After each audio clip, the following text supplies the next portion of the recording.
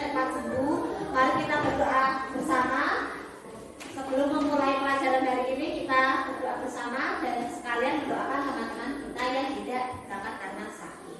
Silakan salah satu memimpin doa. Berdoa mulai. Doa mulai.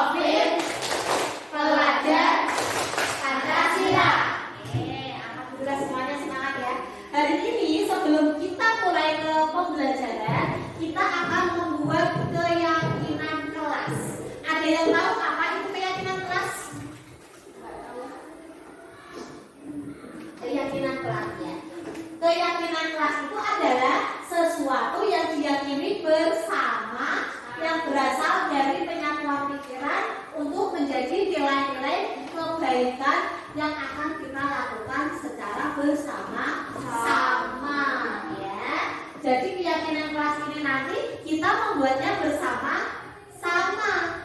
Apakah sama dengan peraturan? Sama atau tidak? Sama atau tidak? Sama. Berbeda ya. Kalau keyakinan kelas ini kita sama-sama membuat. Kalau peraturan itu biasanya hanya satu orang saja. Contoh, peraturan sekolah. Apakah kalian ikut membuatnya? Tidak. Tapi ada peraturan yang harus ditaati. Tapi kalau keyakinan kelas kita membuatnya bersama-sama ya. Keyakinan kelas ini kita buat bersama dan kita sepakati bersama-sama. Adakah yang tahu contoh keyakinan kelas apa saja? Keyakinan kelas itu perbuatan-perbuatan yang baik yang akan kita lakukan bersama-sama. Ada yang tahu mungkin?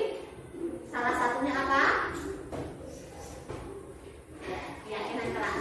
Oke, kita bahas terlebih dahulu tujuan dari keyakinan kelas. Ya, tujuan dari keyakinan kelas ini adalah menciptakan komunikasi dari dua arah. Maksudnya dua arah itu dari Bu Rizka dan juga dari kalian ya. Kita bersama-sama berkomunikasi untuk membuat suatu keyakinan kelas. Keyakinan kelas itu apa? Berdasarkan dari nilai-nilai kebaikan. Nilai kebaikan itu apa saja contohnya? Menolong teman, benar. Apalagi?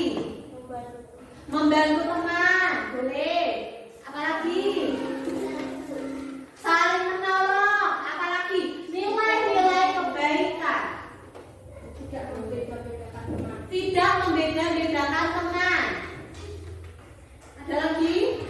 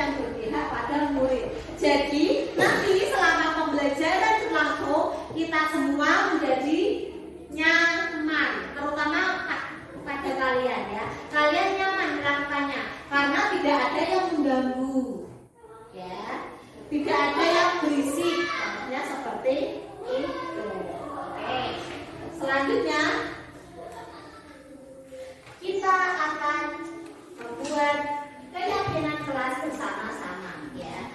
Bu Rizka akan memberikan kertas sticky note. Silahkan kalian tuangkan ide-ide kalian. Kalian ingin seperti apa kelas ini untuk kedepannya ya. Contohnya tadi, kelas tetap bersih, tidak membuang sampah sembarangan. Contohnya seperti itu ya. Silahkan ditulis ide-ide kalian di kertas yang bisa berikan. Tidak perlu diberi nama ya. Kalau sudah selesai nanti silahkan ditanda di kertas depan ya. Paham? Ada yang ingin ditanyakan?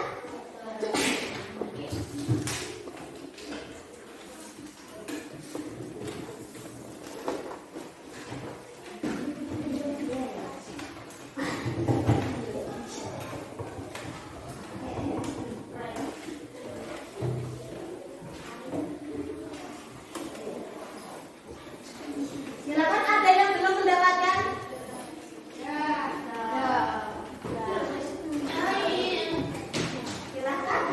Kalau sudah, silakan ditempel.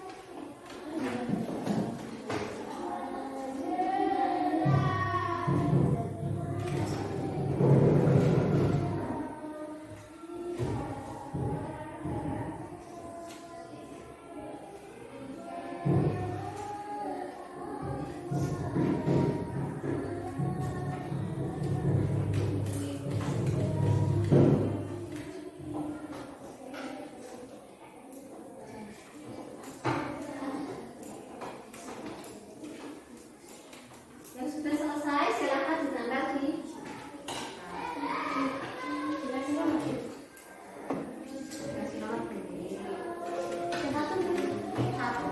lebih dari satu tidak apa-apa.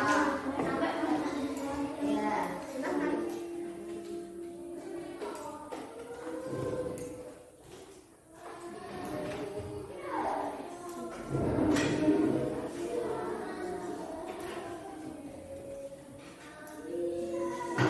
Silakan ditempel. Sudah? Silakan. Siapa, Mas?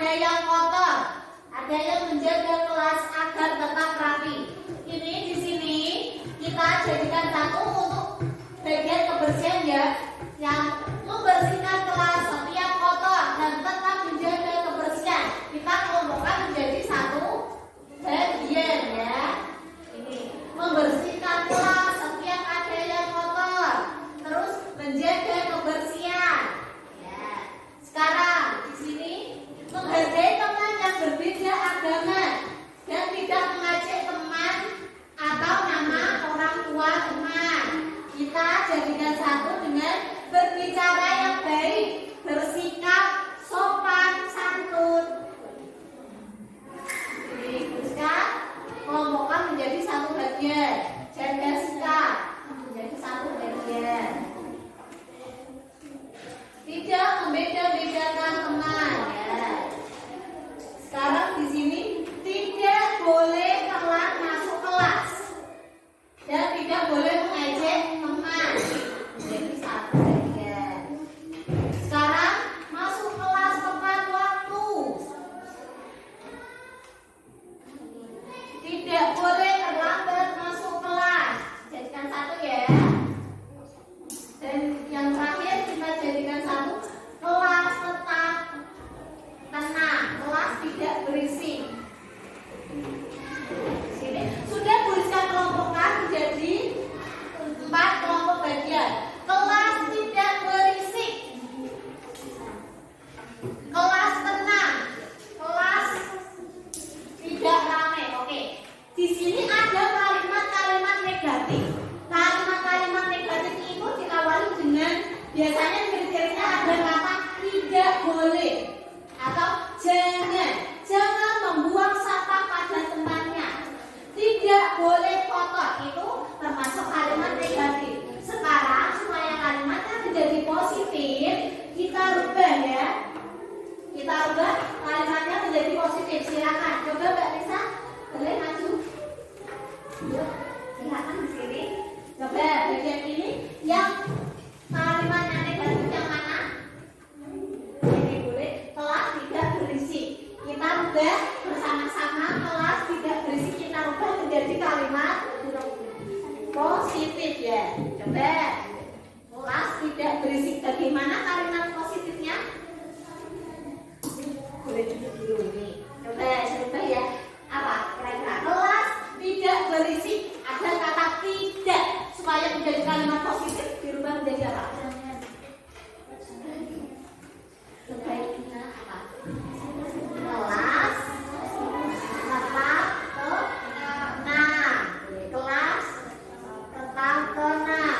Coba silakan Mbak Meca, boleh maju bersekat bantu di sini cari kalimat yang negatif di kelompok yang kedua di sini yang mana? Oh, silakan dibacakan yang keras.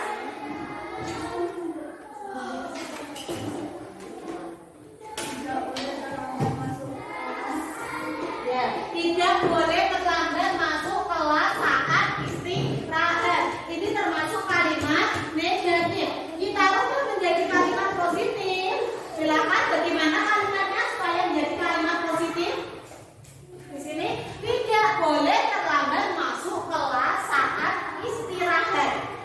Setelah istirahat. Kita rubah menjadi kalimat positif seperti apa? Disiplin waktu. Kita silakan ditulis, boleh. Buriskan dibantu. Mas Nova, boleh? Mas Nova, buriskan dibantu yang ini. Bagian yang mana yang kalimatnya negatif. Boleh dibacakan teman-teman.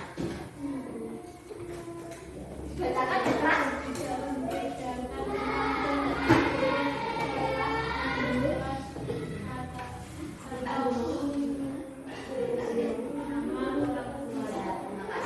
Di sini ada kalimat negatif tidak membeda-bedakan teman. Tidak membeda-bedakan teman berarti kalimat positifnya apa? Boleh dirubah menjadi kalimat positif menjadi apa? Berteman dengan siapapun. Boleh. Silakan ditulis. Sekarang silakan dibantu yang laki-laki. Mas Yoga silakan maju depan bisa dibantu yuk. Boleh. Nih, coba dicari kalimat negatif yang mana? Dibacakan. Dibacakan yang keras.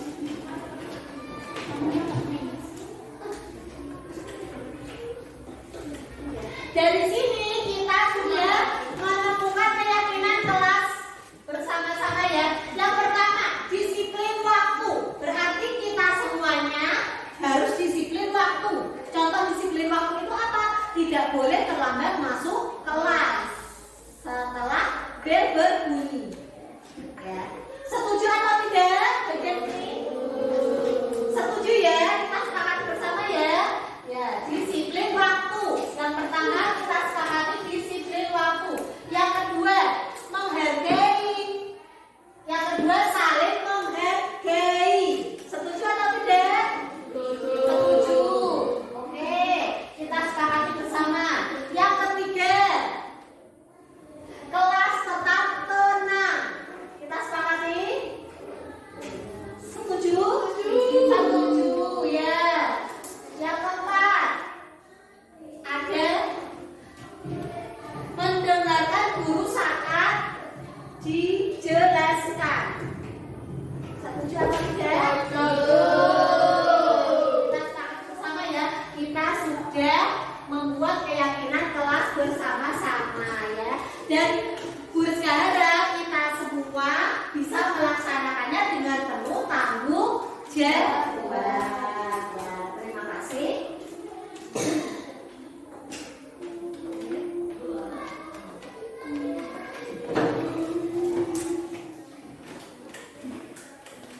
Ya, di sini kita sudah membuat keyakinan kelas 6. Ada masuk kelas tepat waktu, jaga keamanan, bersikap dan berkata sopan, menjaga kerapian, menjaga kebersihan, meminta izin sebelum keluar kelas, menjaga ketertiban, mengangkat tangan saat ingin bertanya, dan mendengarkan ketika guru berbicara. Kita setuju semuanya? Oke, sekarang Bu Rizka akan memberikan tanda tangan di lembar kosong di sini ya. Kalau kalian setuju, silakan membukukan tanda tangan kalian di sini juga. Nih. Ya, silakan. Boleh?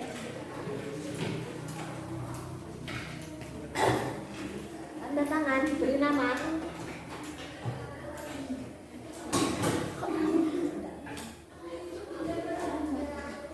Oke. Silakan lanjut.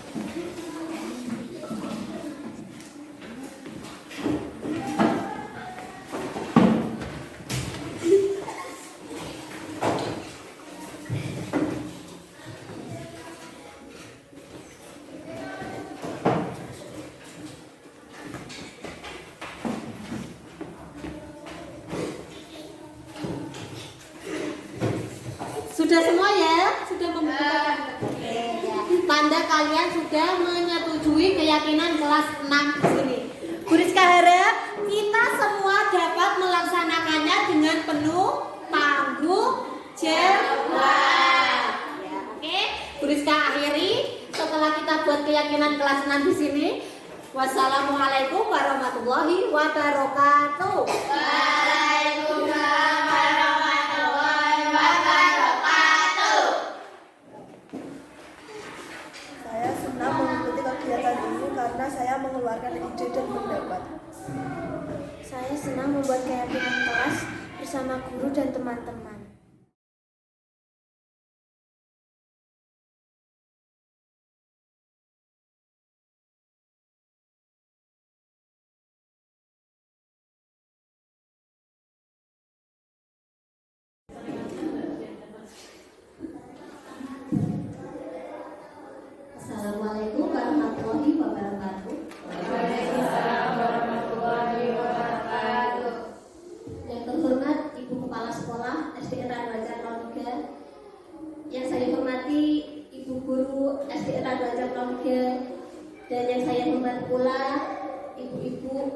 PPL PPG pelajar dari KSB.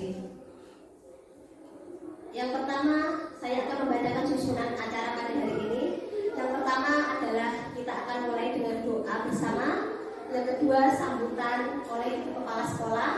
Yang ketiga adalah acara inti yang akan saya isi sendiri, yaitu diseminasi budaya positif di SDN Randuajar 03. Dan yang terakhir adalah tanggapan dari Bapak Ibu semua tentang diseminasi yang saya lakukan ini. Dan yang terakhir adalah penutup. Untuk memulai acara yang pertama, marilah kita berdoa bersama. Menurut agama dan kepercayaan kita masing-masing, berdoa dipersilahkan.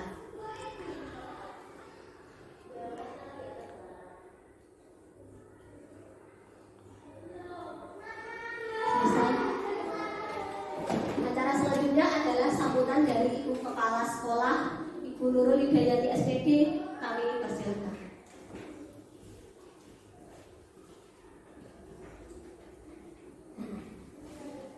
Terima kasih. Assalamualaikum warahmatullahi wabarakatuh. Waalaikumsalam warahmatullahi wabarakatuh. Yang terhormat Bapak Ibu Guru SD Negeri Randuajar 3, yang saya hormati Bapak Ibu-Ibu PPL PPG dari UKSB Salatiga. Hari ini kita bersyukur bisa bertemu di kegiatan ini dalam keadaan sehat tanpa halangan apapun.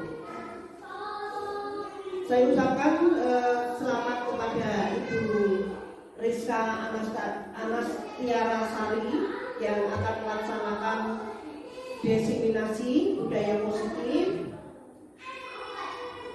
Kita akan melaksanakan atau mendengarkan PPT-nya atau pemaparannya, yaitu tentang diseminasi budaya positif di SD Negeri Randuajar 3. Semoga beliau bisa melaksanakan tugas ini dengan baik dan bisa dilaksanakan sampai selesai di akhir kegiatan CPG Angkatan 11. Saya hanya bisa mendoakan dan menyemangati, semoga selalu sehat, semangat, dan nanti kita bisa belajar dari ibu-ibu yang sudah melaksanakan CPG ini. Kita akan belajar dan bisa melanjutkan apa yang mereka laksanakan saat ini. Demikian dari saya. Apabila nanti saya berkepanjangan, waktunya juga mepet, saya serahkan kembali kepada Bu Rizka untuk melanjutkan kegiatan tersebut. Demikian dari saya. Wassalamualaikum warahmatullahi wabarakatuh. Waalaikumsalam warahmatullahi wabarakatuh. Terima kasih Ibu Nurul selaku Kepala Sekolah SDN Randuajar 3. Di sini saya akan mulai diseminasi budaya positif dari saya sendiri, Rizka Anastiara Sari, calon guru pemuda angkatan 11 dari Kota Salatiga. Di sini saya melakukan diseminasi budaya positif guna melengkapi tugas aksi nyata saya pada modul 1.4. Dan harapan dari diseminasi saya ini nanti akan mewujudkan visi misi sekolah secara maksimal, mewujudkan budaya positif di lingkungan SDN Randuajar 3. Di sini saya memiliki beberapa pertanyaan untuk ibu-ibu semuanya. Ibu-ibu memilih setuju atau tidak? Itu saja untuk pertanyaan yang pertama. Pemberian hukuman dapat mendisiplinkan siswa. Setuju atau pembuatan ibu-ibu? Jawabannya benar semua. Setuju? Ya, setuju. Ada yang tidak setuju? Ada yang tidak setuju. Nanti kita bahas lebih dalam lagi. Untuk soal nomor 2, pemberian hadiah meningkatkan prestasi siswa. Setuju atau tidak? Setuju. Ada yang tidak, ada yang setuju. Pertanyaan nomor 3, guru harus mampu memberikan solusi pada setiap siswa yang bermasalah. Hal ini pastinya setuju semua. Dan pertanyaan yang terakhir, guru berperan sebagai teman pada siswa. Setuju atau tidak? Setuju. Untuk melihat jawaban yang lebih akurat lagi, kita akan membahas topik ini bersama-sama. Selanjutnya, positive mindset. Positive mindset atau pikiran positif. Di sini saya akan mencoba membahas pikiran positif yang akan kita berikan kepada anak-anak kita nantinya. Ya. Yang pertama adalah dari positive mindset, yaitu budaya positif. Apa itu budaya positif? Budaya positif adalah perwujudan dari nilai-nilai atau keyakinan universal yang diterapkan di sekolah. Nilai-nilai pada budaya positif ini pastinya yang baik-baik ibu-ibu semua. Mungkin bisa menyebutkan satu-satu contoh nilai-nilai positif. Saya Ya. jujur, ya, betul, jujur. Ada lagi tanggung jawab, betul. disiplin. Betul, disiplin. Ada lagi mandiri, benar. Ada lagi percaya diri. Ya. Nilai-nilai positif itu adalah nilai-nilai kebaikan di Bapak Ibu, nilai-nilai yang terpuji. Selanjutnya, di sini dalam nilai-nilai budaya positif ini nanti kita akan membahas 6 cara untuk menciptakan budaya positif tersebut. Ada 6 cara. Yang pertama ada disiplin positif, yang kedua motivasi perilaku manusia, yang ketiga keyakinan kelas atau sekolah, yang keempat kebutuhan dasar manusia, yang kelima posisi kontrol seorang guru, dan yang terakhir segitiga restitusi. Dari 6 topik ini, menurut ibu-ibu semua, topik mana yang kelihatannya paling menarik untuk kita bahas? Disiplin positif, segitiga restitusi, ya. Nanti kita akan membahas semuanya 6 topik ini. Untuk selanjutnya, di sini saya memiliki permainan, cobalah buka. Bapak Ibu semua, silahkan membayangkan di dalam tangan Anda ini ada sesuatu yang berharga, ya, yang Anda miliki. Anda berusaha menjaganya dengan sekuat tenaga, ya, tangan sebelah kanan. Untuk tangan sebelah kiri tetap terbuka, karena di sebelah kiri jenengan-jenengan nanti akan berusaha meminta tangan temannya untuk membuka tangan yang tertutup tersebut. Silakan. Jadi begini aja. Saya beri contoh. Di sini saya memiliki benda. Saya pasti akan menjaga benda itu. Mungkin nanti dari Bu Warni atau Bu Dania atau Bu Ella akan merayu saya atau memaksa saya atau dengan mengancam saya untuk membuka tangan tersebut. Silahkan jenengan mencoba merayu teman jenengan. Apakah ada yang mau membukanya? Apakah ada yang berhasil membuka tangan temannya? Atau ada yang tetap mempertahankan? Silahkan. Coba Bu Warni dengan Ibu Nur, mungkin salah satu dulu saja. Bu Warni mempertahankan genggaman tangan Bu Warni. Bu Nur mencoba merayu. Bu Nur mencoba merayu Bu Warni dengan rayuan atau dengan ancaman. Silakan. Dan nanti Bu Warni sendiri apakah akan membuka atau bertemu dengan rayuan Bu Nur. Bu Nur silakan dengan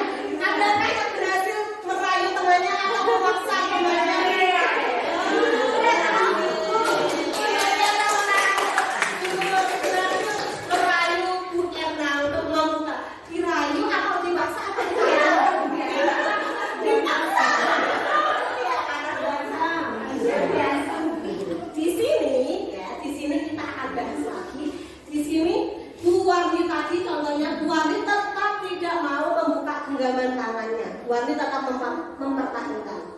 Sedangkan Bu Nurul sudah berusaha merayu, mungkin bahkan mengancam atau memaksanya, tapi Bu Warni tetap menggenggam tangan dengan sekuat tenaga. Dari sini saya ingin bertanya pada Bu Warni. Bu Warni itu tetap mempertahankan itu atas kontrol diri Bu Warni sendiri, atau karena Bu Nurul itu karena kontrol diri atau pengaruh dari orang lain. Bu Nurul kurang merayu aku, kurang mau, kurang rayuannya, atau seperti itu. Mohon silahkan pendapat. Bagaimana? Dari kontrol diri sendiri atau karena orang lain, pengaruh orang lain? Dari kemampuan sendiri. Iya. Bagus sekali ya. Di sini yang ingin saya sampaikan adalah kontrol diri sendiri. Dan kita di sini nanti akan mencoba menanamkan kontrol diri itu kepada peserta didik kita. Jadi peserta didik itu mereka memiliki kedisiplinan, memiliki kejujuran, memiliki tanggung jawab itu karena diri mereka sendiri, bukan pengaruh dari orang lain. Itulah yang kita namakan kontrol, posisi kontrol diri. Selanjutnya, di sini ada pergeseran paradigma tentang teori kontrol oleh Dr. William Glasser. Ya, yang pertama, ilusi guru mengontrol murid. Yang kita lihat ada ilusi bahwa guru mengontrol murid, padahal sebenarnya murid itu bukan dikontrol oleh guru, tapi mereka sendiri yang mengontrol. Contohnya, murid diberikan PR atau tugas tambahan. Ada yang murid, aku mengerjakan supaya besok aku mendapat nilai baik. Itu karena keinginan diri mereka sendiri. Ada yang aku malas mengerjakan, jadi besoknya meskipun ditagih tugasnya itu dia tetap tidak mengerjakan, tetap malas. Itu bukan dari guru, tapi sebetulnya dari kontrol murid.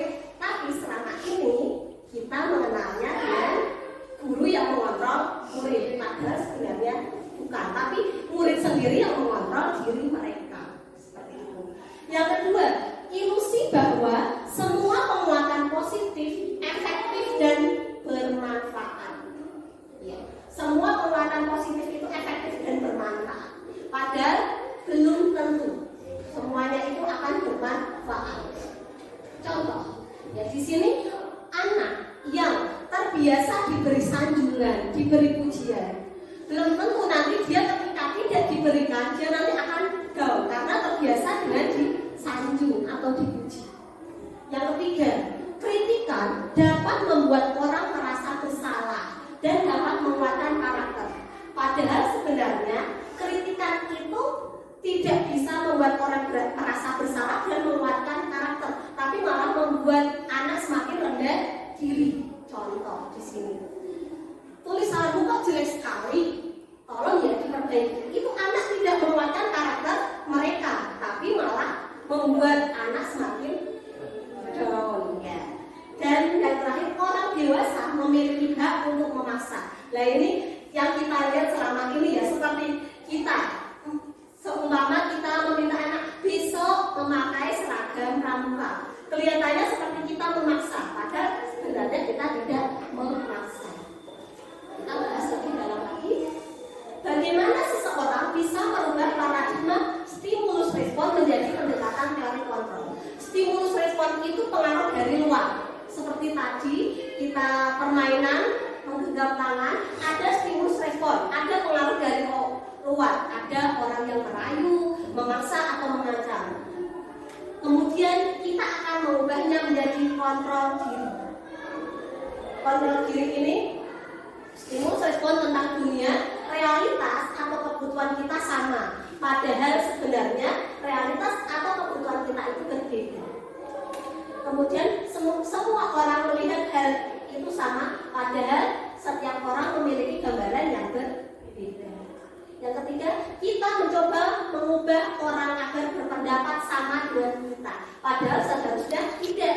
Kita berusaha memahami pandangan orang lain tentang dunia.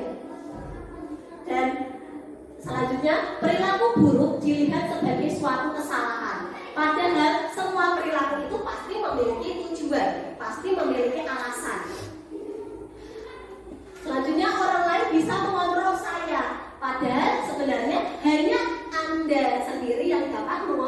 diri Anda, dan kemudian saya bisa mengontrol orang lain, padahal sejatinya Anda tidak bisa mengontrol orang lain, tapi orang lain tersebut yang mengontrol diri mereka sendiri. Pemaksaan ada pada saat bujukan gagal. Di sini, padahal sebetulnya kolaborasi dan konsensus menciptakan pilihan-pilihan baru, dan yang terakhir model berpikir menang atau kalah kita ubah menjadi model berpikir menang dan menang. Tidak ada menang kalah, tapi semuanya adalah menang. Kita yang kita inginkan nanti yaitu mengubah teori ini ya, teori stimulus respon menjadi teori kontrol. Jadi disiplin itu munculnya dari dalam diri, bukan dari orang lain. Selanjutnya, disiplin positif. Disiplin positif merupakan salah satu cara penerapan disiplin yang bertujuan untuk menumbuhkan kesadaran serta memberdayakan anak untuk melakukan sesuatu tanpa sogokan, ancaman, maupun hukuman. Jadi, kita akan mencoba menumbuhkan sesuatu itu tanpa pengaruh dari orang lain.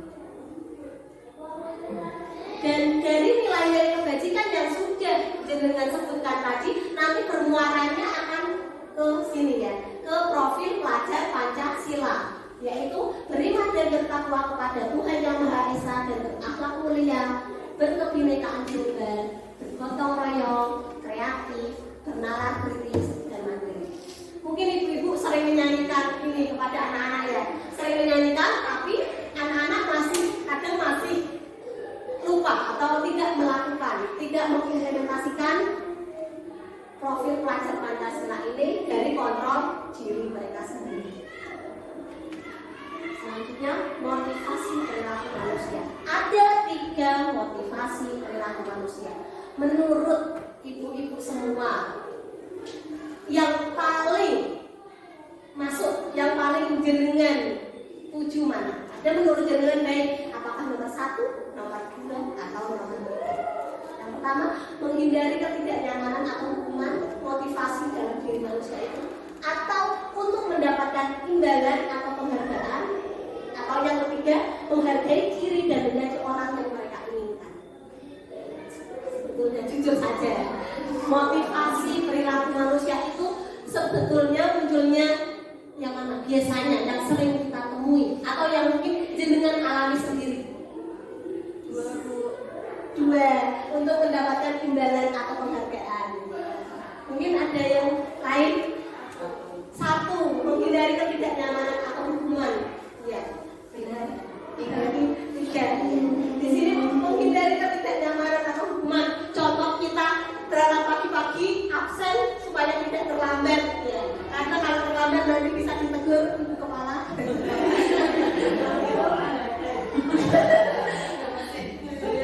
Mesinnya ya, mesin ditegur mesinnya.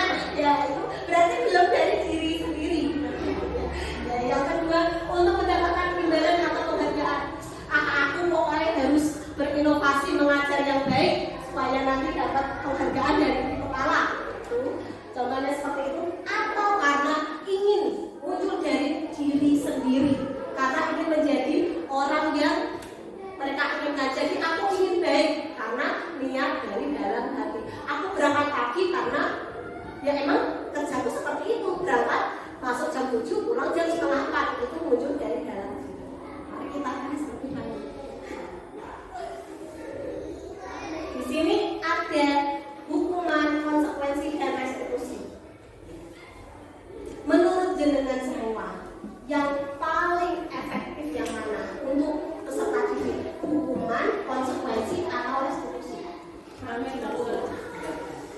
Hukuman ya. Oke, hukuman itu sesuatu yang menyakitkan.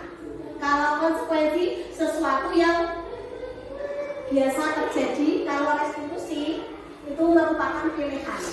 Kita akan bahas lebih lanjut saja. Untuk kira-kira di sini aja menurut jenengan semua yang paling efektif, hukuman, konsekuensi, atau restitusi untuk peserta didik kita? Restitusi dulu. Konsekuensi, ya, konsekuensi. Mari kita bahas lebih lanjut. Apakah pengertian dari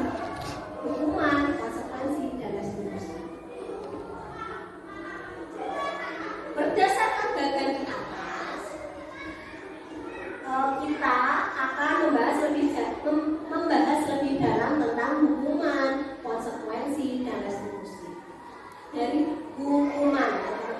Hukuman adalah sesuatu yang tidak terencana, bersifat satu arah, bisa berupa hukuman fisik, psikis, atau kata-kata kasar. Contoh, ada anak yang berangkat sekolah hari ini, hari Senin ya. Biasanya hari Senin itu upacara diharuskan memakai sepatu hitam. Tapi ada anak yang memakai sepatu putih. Bisa di gerbang, bisa melihat anak tersebut. Terus langsung, kamu pakai sepatu putih, silahkan keliling lapangan 2 kali. Itu hukuman karena tiba-tiba terencana tanpa diprediksi ya. Dan itu biasanya berupa hukuman fisik. Kemudian yang nomor 2, konsekuensi. Konsekuensi bersifat berencana, sudah disepakati. Bentuk-bentuk konsekuensi dibuat oleh pihak guru atau sekolah. Di sini kalau konsekuensi anak-anak sudah tahu, biasanya konsekuensi itu peraturan ya. Jadi contohnya kalau ada anak yang memakai sepatu putih, dia konsekuensinya apa? Dia harus pulang ke rumah ambil sepatu hitam. Itu contoh aja. Jadi anak sudah tahu sebelumnya kalau memang hari Senin itu peraturannya harus memakai sepatu hitam. Kalau dia tidak memakai sepatu hitam, maka dia harus pulang untuk mengambil sepatu hitam. Tidak di sini sudah direncanakan, tapi hanya satu arah hukumannya, bukan hukuman. Pemberian konsekuensi itu dari guru saja, anak tidak terlibat.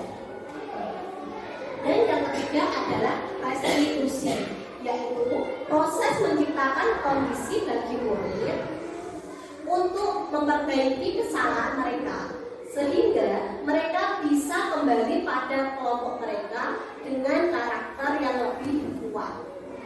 Di sini maksud dari restitusi ini, kita bersama-sama dengan siswa untuk mencari pemecahan masalah dari masalah yang mereka sudah buat.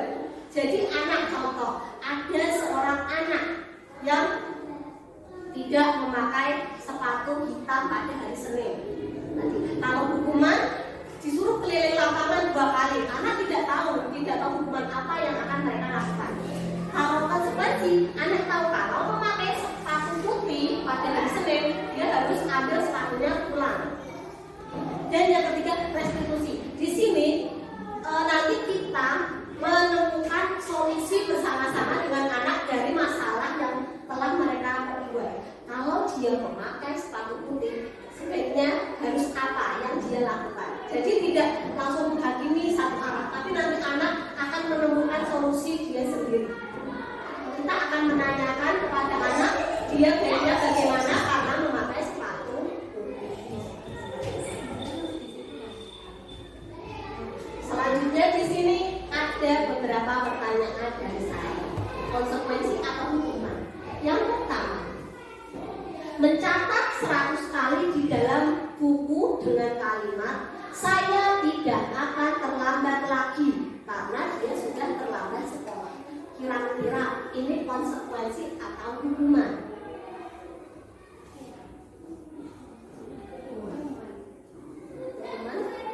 Mencatat 100 kali di dalam buku kalimat. Ini adalah konsekuensi karena kalau hukuman itu biasanya fisik. Ini anak tidak sampai ke dan biasanya kalau konsekuensi itu sudah ada perjanjian, betul, perjanjian. Contoh kalau bicara kasar, contoh bicara yang tidak baik, anak nanti akan mengucapkan astagfirullahaladzim berapa kali. Contoh seperti itu. Yang kedua, lari mengelilingi lapangan basket 2 kali karena terlambat di sekolah. Konsekuensi hukuman ya, karena fisik. Yang ketiga, membersihkan coretan yang dibuatnya di meja tulis. Hukuman atau konsekuensi karena dia yang mencoret-coret, jadi dia harus membersihkan konsekuensinya. Yang keempat, murid diminta untuk push up 15 kali karena tidak menggunakan masker ke sekolah. Hukuman. Karena fisik ya. Selanjutnya, berdiri di depan kelas sambil mengangkat kaki satu, aku satu kaki, karena tidak bisa menjawab pertanyaan. Hukuman. Ada jawaban lain? Hukuman. Di sini yang selanjutnya, membersihkan WC karena merusak pensil teman.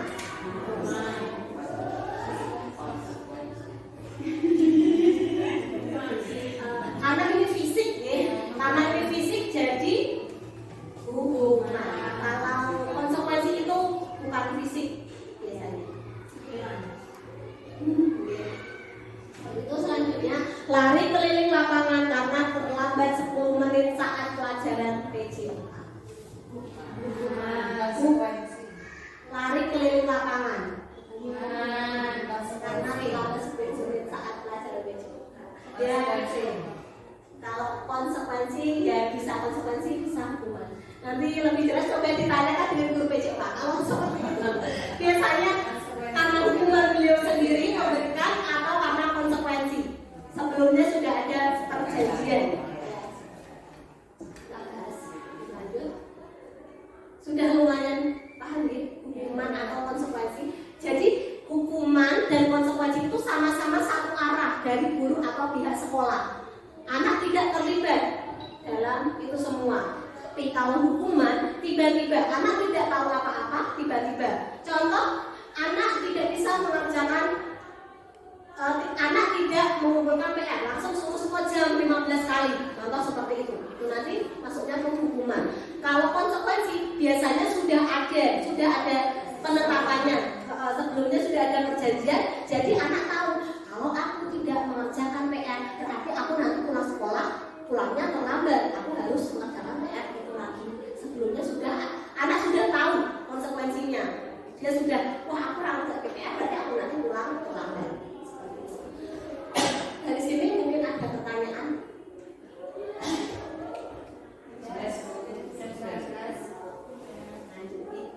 Di sini dihukum oleh penghargaan. Yang pertama, penghargaan itu memberi pengaruh jangka pendek dan jangka panjang. Apakah benar? Penghargaan itu memberikan pengaruh jangka pendek dan jangka panjang. Contoh di sini, anak kalau berangkat pagi dipuji-puji terus, disiplin, dia rajin, nanti dipuji. Tapi ketika dia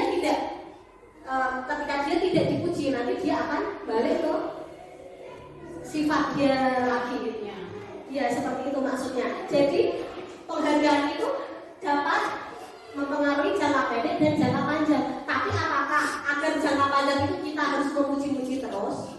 Tiap dia melakukan rajin dipuji lagi, tiap dia rajin dipuji lagi, dia melakukan hal itu kan tidak mungkin ya. Biar nanti pikirnya bersih harus dipuji dulu baru pikir bersih. Kalau tidak dipuji ya wes tidak pikir dengan bersih seperti itu ya. Yang kedua, penghargaan tidak efektif ya, karena penghargaan ini kurang efektif karena anak itu biasanya mau melakukan sesuatu karena seumpama dapat gajian. Kalau tidak dapat gajian, dia biasa aja. Gak dikasih gajian, ya wes ngerjain PAS atau ngerjain asesmen sampai naik gini, seperti itu maksudnya. Yang ketiga, penghargaan merusak hubungan. Jadi maksud di sini, contoh si A diberikan hadiah, si B nanti muncul ada rasa bagaimana? Lagi kayak hadiah, jadi kayak hadiah capai. Seperti itu ya. Jadi ada rasa kecemburuan. Kita sendiri aja mungkin seperti itu ya. Seumpama ada teman kita yang dipuji atau diberi penghargaan, ada rasa manusiawi. Jadi maksudnya kita akan menghilangkan seperti itu, mindset seperti itu. Selanjutnya penghargaan mengurangi ketepatan. Ini hampir sama. Selanjutnya penghargaan mengurangi kualitas. Jadi anak kalau aku tidak diberi hadiah, dia pasti nggak bagus aku. Rasanya hadiah nggak ada hadiahnya, menang lagi dia. Penghargaan mematikan kreativitas, sama penghargaan menghukum. Maksudnya menghukum itu contoh waktu kita biasanya kalau kenaikan kelas kan ada anak yang mendapat hadiah peringkat 1, 2, 3 seperti itu mendapat hadiah. Tapi ada anak yang peringkat 4, padahal peringkat 4 itu mereka tetap berprestasi. Mereka tidak dapat hadiah, itu seperti mereka itu seperti dihukum. Padahal mungkin selisih nilai mereka itu sedikit. Tapi karena dia mendapat peringkat keempat, dia merasa dihukum. Aku nggak dapat hadiah, merasa tidak nyaman, seperti itu maksudnya. Dan yang terakhir, motivasi dari dalam diri. Ini maksudnya yang akan kita tumbuhkan untuk anak didik kita, yaitu motivasi dari dalam diri. Sepertinya sedikit Rizka ingin meminta dengerin biar tidak ngantuk, silahkan berdiri. Silahkan tatap teman Anda yang di hadapan Anda, tatap dengan senyuman 30 detik saja. Bisa minta tolong stopwatchnya dipasang biar tidak ngantuk, kita tatap muka teman-teman kita. Ya Bu, tatap Mirna, Mirna kan semuanya tidak ada yang laki-laki perempuan ya. Tatap dengan senyuman. Tiga berapa detik? Sudah senyum 30 detik. Sudah. Belum ya. Dengan senyuman tidak dengan marah.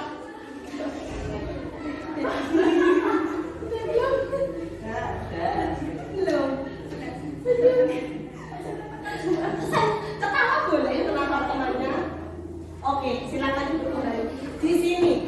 Dengan semua, kalau ditatap temannya dengan senyuman itu kira-kira nyaman atau tidak? Nyaman daripada dengan muka.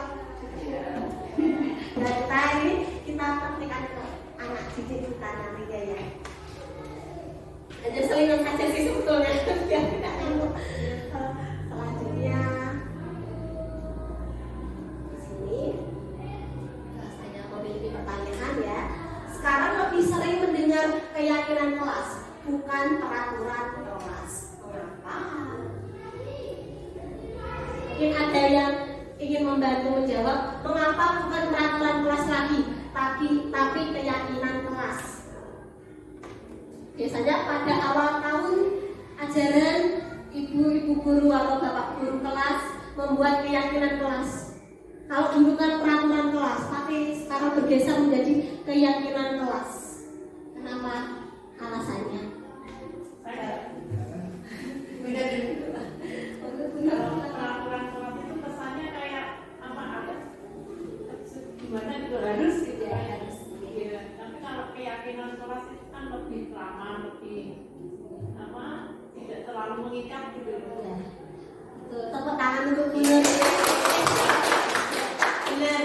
Kalau peraturan kelas itu kan satu arah dari kita saja. Jadi murid itu manut, kita ini seperti itu.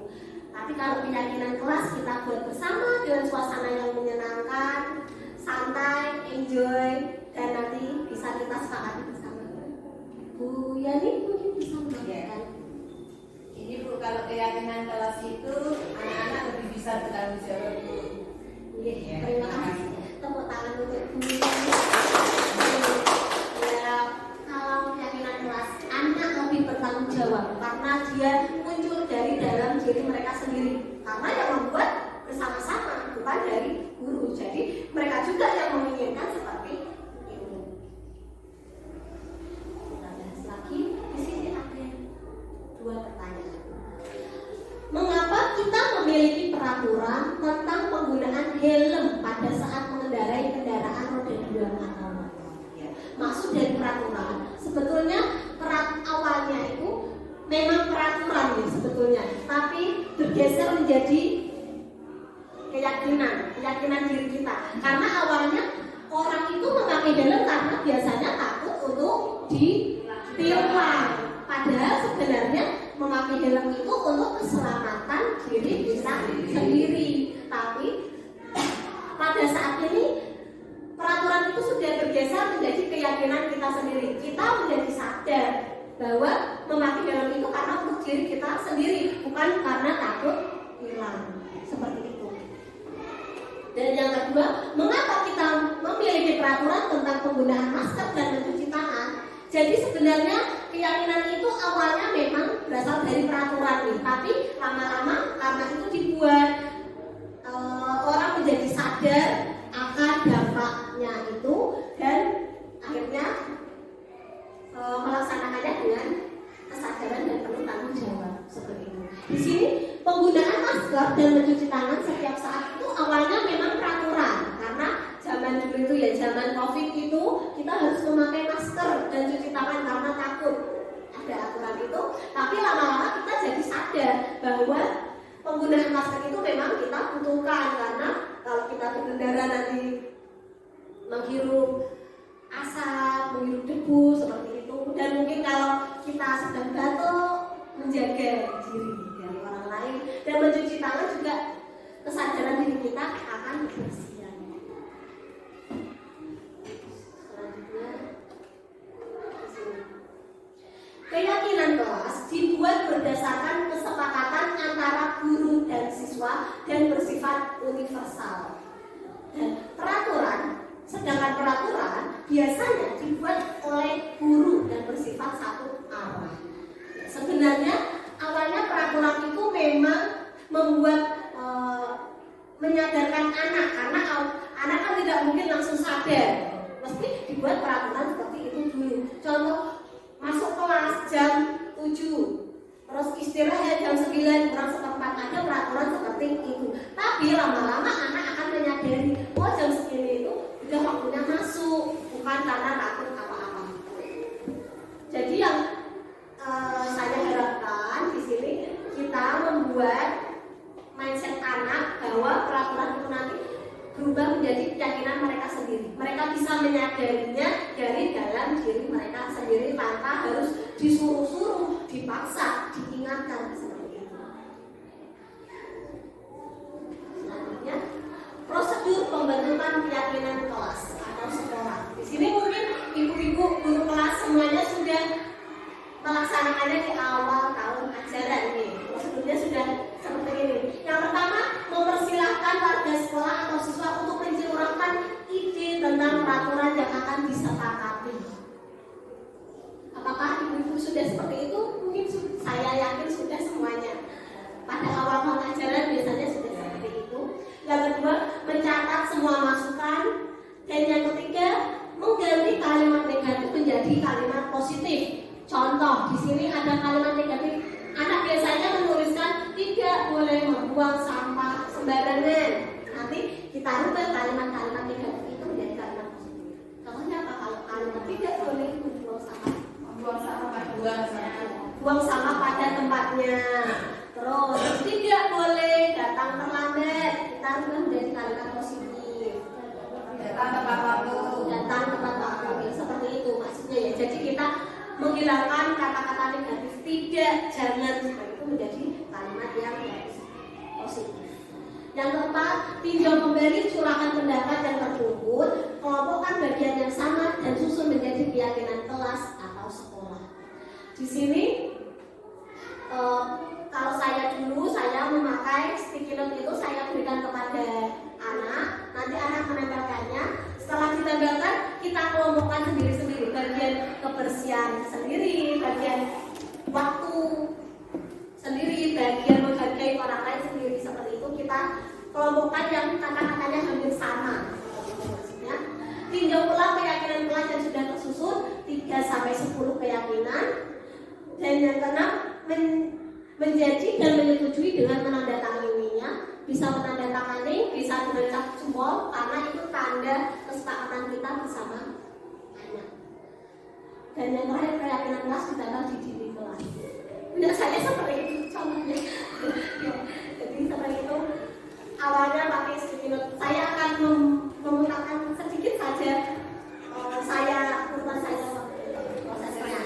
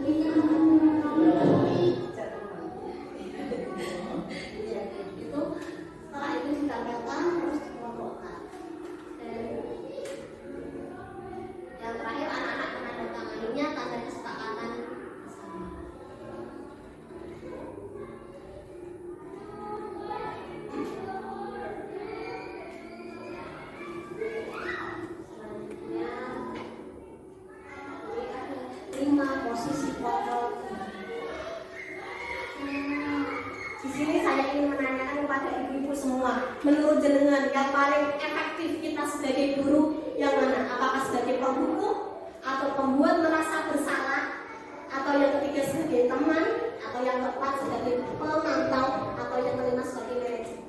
Ibu-ibu itu pengennya menjadi apa di sini? 5 posisi kontrol guru. Apakah teman? Ya, mari kita tes lebih lanjut. Hampir semuanya teman. Manajer Bu. Oh, manajer.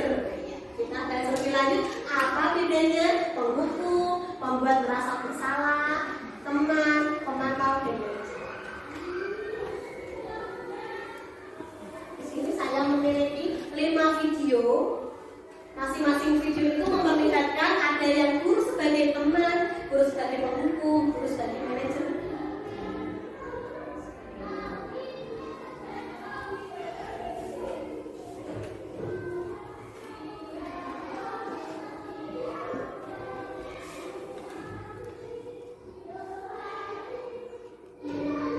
Posisi pemantau.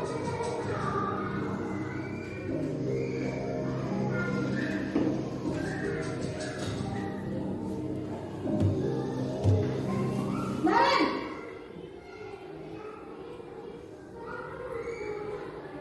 Selamat pagi Bu.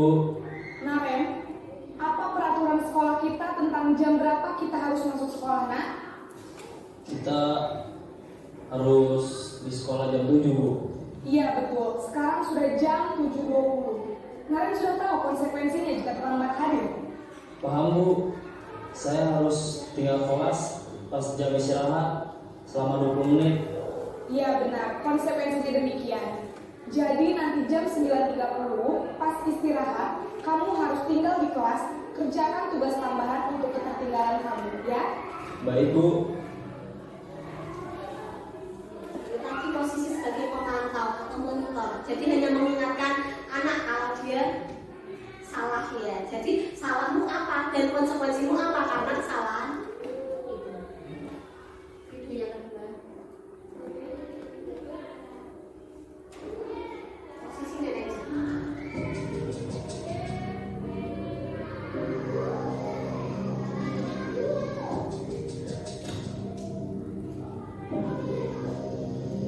Naren!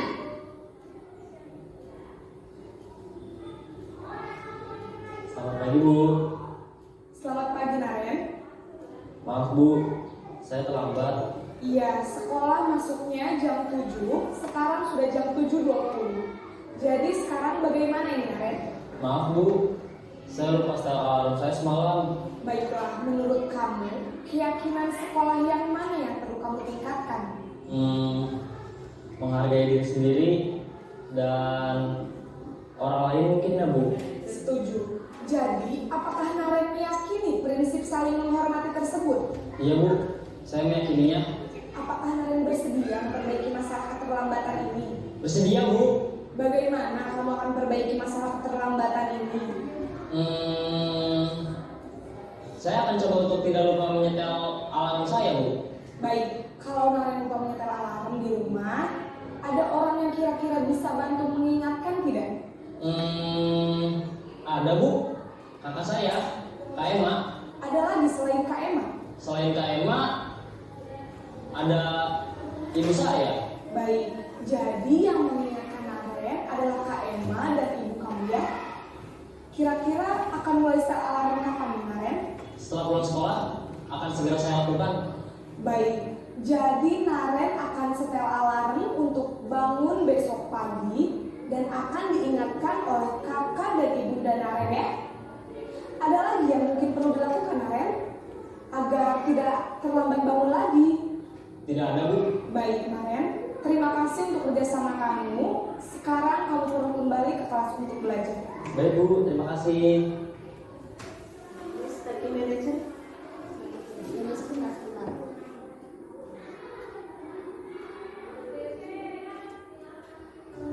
Posisi pembuat keputusan.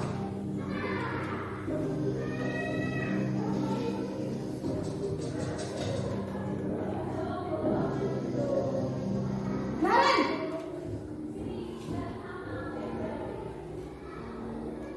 Selamat pagi Bu. Naren!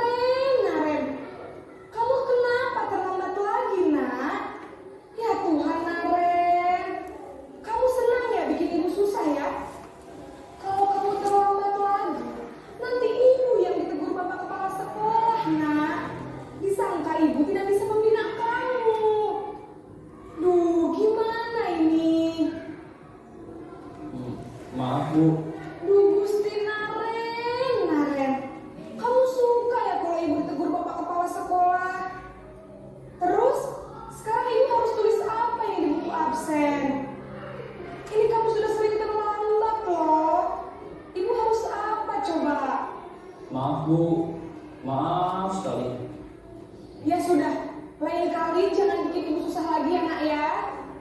Ibu tidak akan kuat lagi kalau kamu begini terus. Bisa jantungan kalau ibu tegur bapak kepala sekolah. Sarah cepat ke kelas. Maaf ya Bu, maaf sekali.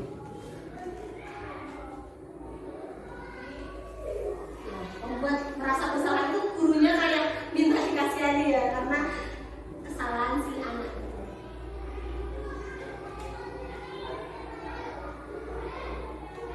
Kalau hukum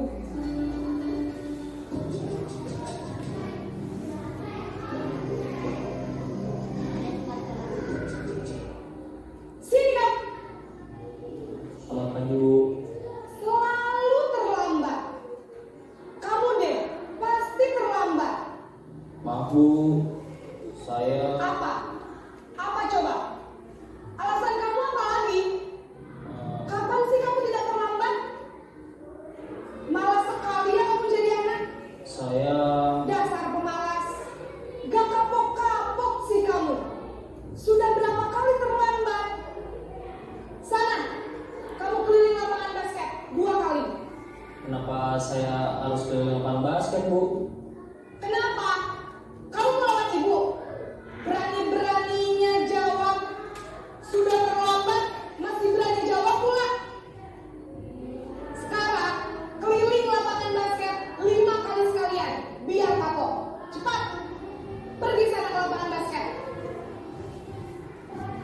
sebagai penghukum ada fisiknya nih, yang selain kata-kata kasar dan juga ada hukuman secara fisik.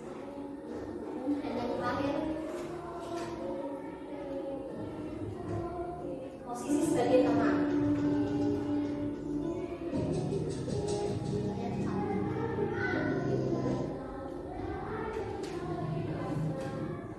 Wah, sudah jam berapa ini nak? Terlambat lagi ya sayang. Iya Bu, habis ibu saya lupa bangunkan saya Bu. Kamu malah menyalahkan ibu kamu.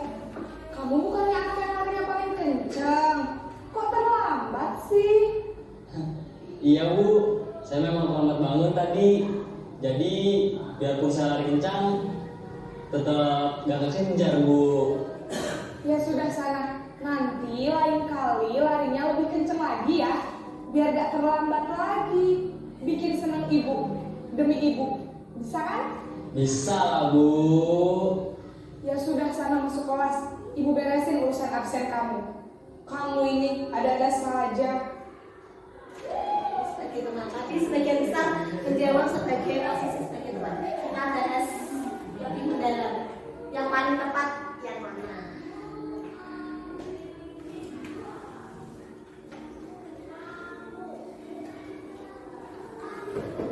Di sini 5 posisi kontrol guru yang pertama sebagai penghukum. Penghukum itu mengganti, menunjuk-nunjuk, berkata pinggang, membentak, itu ciri-cirinya, dan melakukan hukuman fisik atau verbal atau dari perkataan. Dampaknya anak menjadi pendendam karena kan anak pasti sakit hati. Yang kedua, tidak menyukai guru atau mapel tertentu. Anaknya jadi aku males dengan itu seperti itu. Yang kedua, membuat rasa bersalah.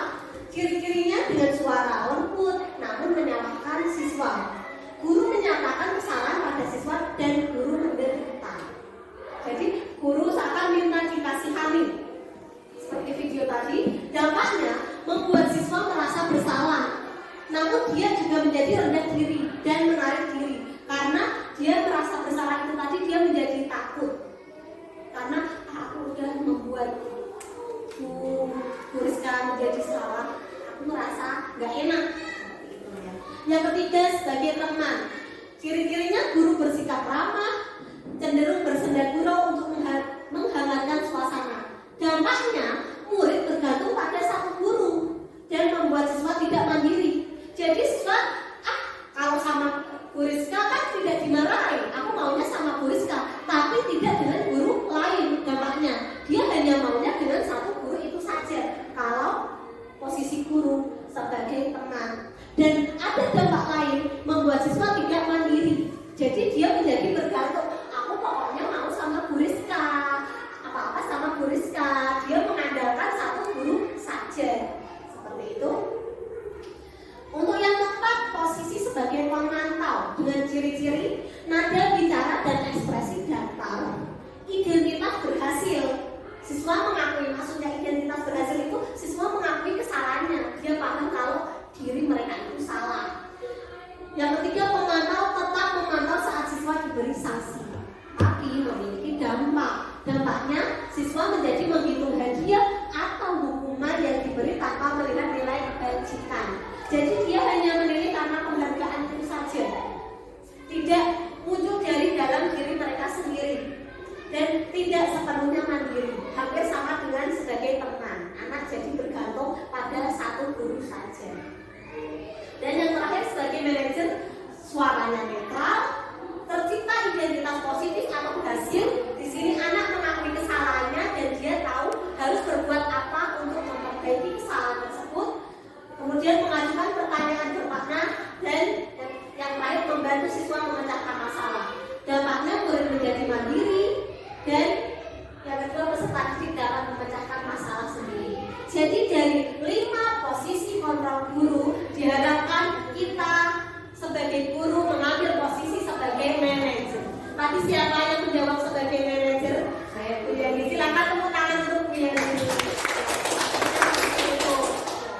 Semuanya memiliki kelemahan dan kelebihan, tapi yang paling efektif yaitu sebagai manajer. Di sini ada 5 kebutuhan dasar manusia. Yang pertama adalah bertahan hidup atau fisiologis. Contohnya apa? Untuk bertahan hidup, makan, minum, pakaian, tempat tinggal itu ya. Yang kedua, kasih sayang dan rasa diterima. Di sini semua siswa pasti menginginkan disayang, pengen merasa diterima, tidak ada yang membuli, tidak ada yang mengejek. Kita sendiri saja juga seperti itu. Yang ketiga, penguasaan. Ya, dia ingin dia mendapatkan sesuatu, maksudnya seperti itu. Dan yang keempat, kebebasan. Contoh, kadang anak juga menginginkan belajar di luar kelas karena dia ingin kebebasan, ingin sambil jalan-jalan, ingin sambil melihat lingkungan sekitar. Dan yang terakhir, kesenangan. Ada yang anak hobinya memang menggambar. Jadi ketika jam istirahat pun karena kesenangannya menggambar, dia tetap menggambar. Inilah 5 kebutuhan dasar manusia dan kita sebagai guru berusaha memenuhi kebutuhan itu kepada anak didik kita. Di sini ya, di sini ada contohnya. Jawabannya. Sebetulnya saya ingin jenengan semua itu menebak apa maksudnya ada jawabannya. Yang pertama, aku senang main kejar-kejaran dengan ibu guru, seru. Ini termasuk kesenangan karena ada kata senang. Yang kedua, ibu ngejar aku karena ibu guru sayang aku. Ada rasa kasih sayang. Yang ketiga, aku hebat kan, bisa bikin ibu guru ngejar aku. Itu penguasaan karena dia mampu menguasai, dia mampu berlari tanpa ibu guru bisa mengejarnya. Dan yang terakhir, aku bosan belajar mewarnai terus di dalam kelas karena dia ingin lebih berprestasi. Selanjutnya, dunia berkualitas. Di sini ini bos, saya ingin meminta jenengan semua coba bayangkan dunia berkualitas. Saya ingin jenengan membayangkan kalau foto ya, jenengan memiliki album kolase foto di situ foto siapa saja yang ingin jenengan pajang. Silakan dibayangkan. Tidak, kita belum jawab pertanyaan itu. Kita bayangkan dulu. Kemudian di sini maksudnya siapakah orang-orang yang paling penting dalam hidup Anda? Pastinya ya orang tua, pasti orang tua, keluarga yang sudah punya suami atau istri ya, pasti keluarganya, suami atau istri, anak, seperti itu. Yang kedua, nilai-nilai kebajikan apa yang terpenting dalam hidup Anda? Kemudian nilai-nilai kebajikan apa menurut Anda yang paling dengan rasa ingin apa? Selalu berbuat baik, dan yang ingin selalu berbuat baik mungkin untuk Bu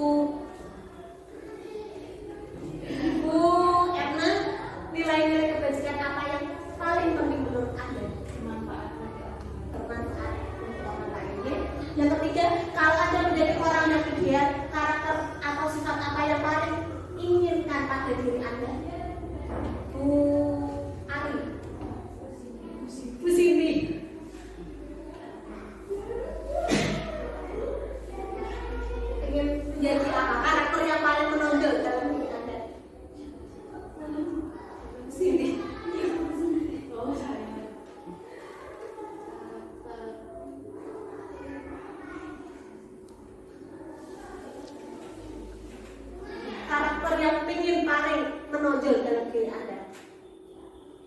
Mungkin jujur atau mungkin bertanggung jawab seperti itu. Ramah, ya, pengen ramah ya yang paling menonjol. Di sini yang paling aja langsung saja, apa yang paling bermakna dalam hidup Anda? Ya, ini silakan jenengan bayangkan sendiri, tidak perlu dijawab kepada saya karena ini dalam hidup Anda jenengan sendirilah yang jenengan bisa, jenengan ingin menjadi seperti apa? Jenengan ingin mengisi hidup Anda itu dengan siapa saja? Ya, alhamdulillah. Pasti kan pengennya dengan teman yang akrab, dekat seperti itu. Nah, ini udah hampir akhir segitiga restitusi. Materi yang terakhir segitiga restitusi itu yaitu intinya kita ingin memecahkan masalah dari anak itu. Contohnya anak memiliki masalah, tapi anak itu yang akan menemukan solusi dari masalah yang dia perbuat. Ya. Jadi ciri-ciri ada 3 segitiga restitusi urutannya. Yang pertama adalah menstabilkan identitas dengan ciri-ciri. Di sini biasanya diawali dengan kata-kata kamu tidak apa-apa melakukan kesalahan, kamu bukan satu-satunya orang yang melakukan kesalahan itu, tidak usah takut, contoh seperti itu. Terus selanjutnya adalah ada validasi kebutuhan. Validasi kebutuhan itu adalah alasan. Kita tanyakan kenapa anak itu melakukan hal tersebut. Kita tanyakan kenapa kamu datang terlambat, seperti itu. Dan yang terakhir adalah menanyakan keyakinan. Kita coba ingatkan dia nilai-nilai apa yang pernah dia buat atau keyakinan apa yang pernah disepakati bersama. Ini contoh segitiga restitusi yang sudah saya coba buat saya terapkan pada anak.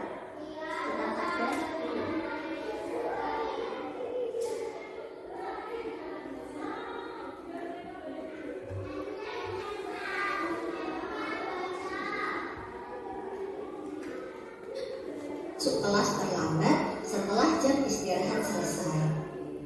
Simak videonya ya.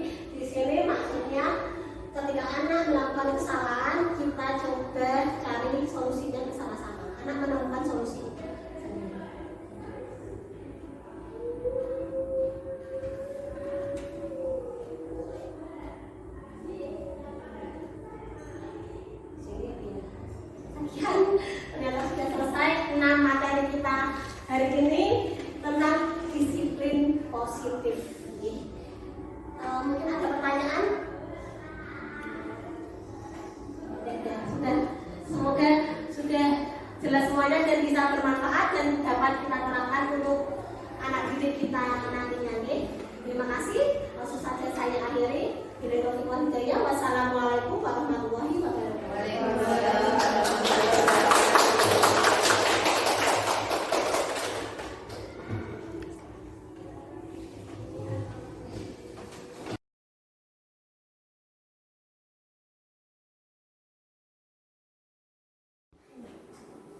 Assalamualaikum warahmatullahi wabarakatuh. Saya akan memberi tanggapan untuk Bu Rizka. Sangat bagus ya. Tadi saya semakin jelas perbedaannya. Tadi ada video-videonya. Terus apa perbedaannya tuh jelas gitu loh. Terus saya berharap Bu Rizka itu usianya masih muda, semakin sukses, kedepannya semakin berkembang dan nanti menjadi orang sukses dan menginspirasi kepada teman-temannya supaya teman-temannya bisa tergugah menjadi guru penggerak. Ya, dari saya hanya itu. Assalamualaikum warahmatullahi wabarakatuh.